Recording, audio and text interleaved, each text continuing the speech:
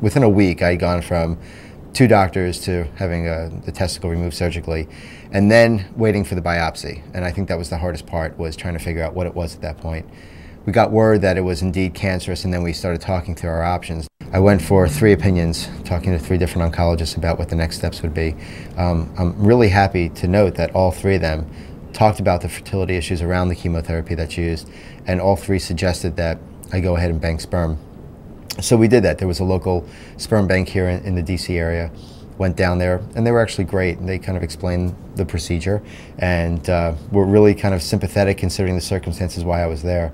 And they kind of do the test pre and post, and went ahead and banked the sperm. And then afterwards, when we decided that we wanted to have children, we went ahead and we had those same tests done again to make sure that there was no infertility issues with me based on the long-term effects of chemotherapy. And this was about 5-6 years afterwards. And everything checked out okay.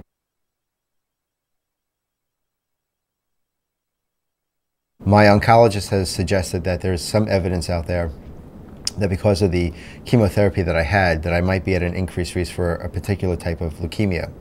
He says it's a very, very small risk, but I guess in this age of being completely informed, he was letting me know.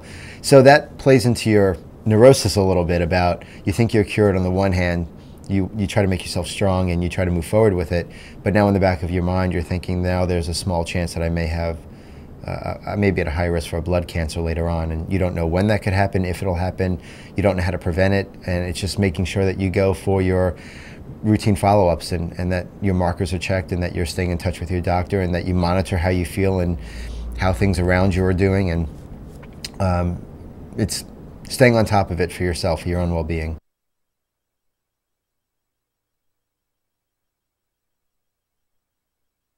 You go through a cancer experience, whether you're the patient directly or a caregiver, and you feel like you need to give back, you want to give back. You feel like there are thousands and millions of people that have gone before you, many of whom did not have a good outcome. They died from their cancer. You want people to have the best chance for survival possible. And so you get involved because you think and want and hope that you can make a difference. You get involved with different groups like the Lance Armstrong Foundation. You get involved with various efforts. You go out for a charity run to raise money for research. I think everybody has a role that they can play, whether they're a cancer researcher who's working in the lab, they're an oncologist who's actually treating a patient, they're a caregiver who's providing sympathetic support to a loved one, they're raising money for research, they're advocating on the Hill. There are so many different avenues that somebody can be an effective advocate and really make a difference, that the more the merrier. The stronger the team, the bigger the team, the greater the voice, and the greater the difference we can make. My name is Steve, and I'm a 10-year testicular cancer survivor.